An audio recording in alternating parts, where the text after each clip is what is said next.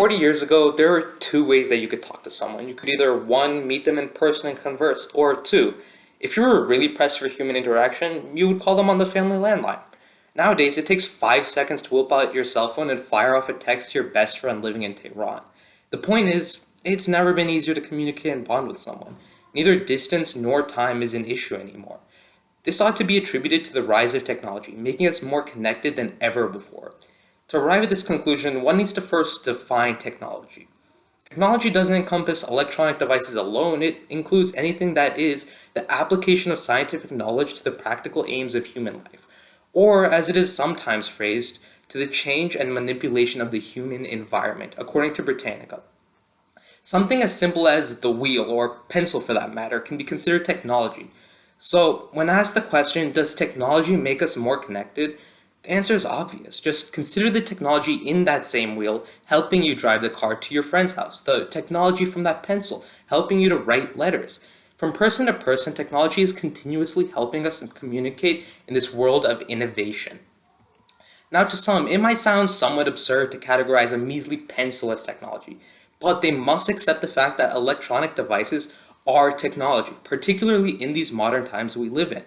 With that said, we can turn to the story of Jimmy James, a 98-year-old man well past his prime. Just 2 months ago, James's legs gave out and he collapsed, stranded without anyone there to help him.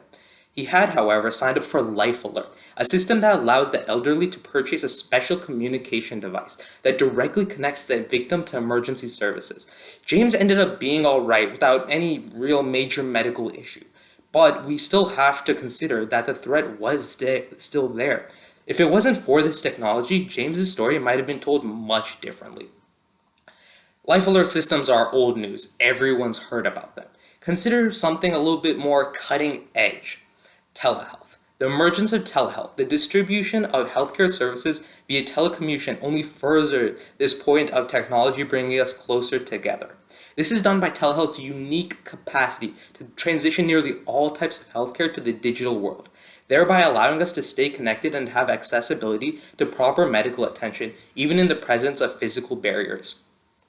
According to the news website Medical Economics, 83% of all patients plan to continue using telehealth, even after the pandemic ends. And why shouldn't they? Telehealth saves time, conserves energy, and most importantly, provides the same level of care as going in person to a hospital, according to the American College of Obstetricians and Gynecologists. While some may chalk this up to just being another anomaly of the COVID-19 pandemic, medical professionals would beg to differ. The fact is, even before the coronavirus pandemic, telehealth was on the rise. Hospitals were and are reaching maximum capacity faster than ever before, and transitioning healthcare to an online setting has never been more imperative. This in particular is shown by hospitals across the country, making online appointments via telehealth a legitimate concern towards the modernization of medicine as a whole. From the impact of Life Alert to the depth of telehealth, the answer to this referendum on technology's role in connecting us is revealed for all to see. So, does technology bring us together or drive us further apart? Think about Jimmy. Think about telehealth. Think about the very definition of technology. The answer could not be more evident.